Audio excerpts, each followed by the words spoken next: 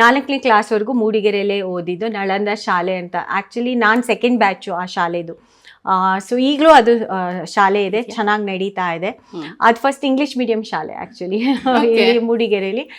ಆಮೇಲೆ 4ನೇ ಕ್ಲಾಸಲ್ಲಿ ಯಾವತ್ತೋ ಒಂದು ದಿವಸ ಒಂದು ಫಂಕ್ಷನ್ ನಡೀತಾ ಇತ್ತು. ನಮ್ಮಮ್ಮ ನಾನು ಇಂಗ್ಲೀಷ್ ಕೇಳಿಬಿಟ್ಟು ಇಲ್ಲಿ ಓದಿಸಿದ್ರೆ ಮುಂದುವರಿಯೋದಿಲ್ಲ ಸರಿಯಾಗಿ ಅಂತ ಹೇಳಿ ಮಂಗಳೂರಿಗೆ ಕರ್ಕೊಂಡು ಹೋಗ್ಬಿಟ್ರು. ಮತ್ತು 3 ವರ್ಷ ಮಂಗಳೂರಲ್ಲಿ ಓದಿದೆ. ಅಲ್ಲಿ 1 ವರ್ಷ ರಿಲೇಟಿವ್ಸ್ ಮನೇಲಿದ್ದೆ, ಮತ್ತು 2 ವರ್ಷ ಇದರಲ್ಲಿ ಇದ್ದು ಬ್ರಹ್ಮಾವರದಲ್ಲಿ ಬೋರ್ಡಿಂಗ್ ಸ್ಕೂಲಲ್ಲಿದ್ದು. ಆಮೇಲೆ ಬೆಂಗಳೂರಿಗೆ ಬಂದೆ. ಬೆಂಗಳೂರಲ್ಲಿ 7th ನಾನು ಓದ್ಲಿಕ್ಕೆ ಶುರು ಮಾಡಿದೆ. ಮತ್ತು ಅಲ್ಲಿಂದ ಬೆಂಗಳೂರಿಂದ ನೆಕ್ಸ್ಟ್ ಅಮೆರಿಕಾಗೆ ಹೋಗಿದ್ದು ನನ್ನ ಪೋಸ್ಟ್ ಗ್ರ್ಯಾಜುಯೇಷನ್ ಮಾಡಲಿಕ್ಕೆ.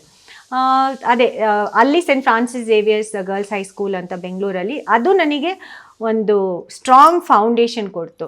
ಅಂದರೆ ಇಂಗ್ಲೀಷಲ್ಲಿ ಮತ್ತು ಮುಂದಿನ ಜೀವನದ ಒಂದು ಶೈಲಿಗೆ ಅಂದರೆ ಒಂದು ರೀತಿ ಮಾರ್ಗ ಆಯಿತು ಅದು. ಅದಾದಮೇಲೆ 2 ವರ್ಷ ಮೌಂಟ್ ಕಾರ್ಮೆಲ್ಸಲ್ಲಿ PUC ಓದಿದೆ.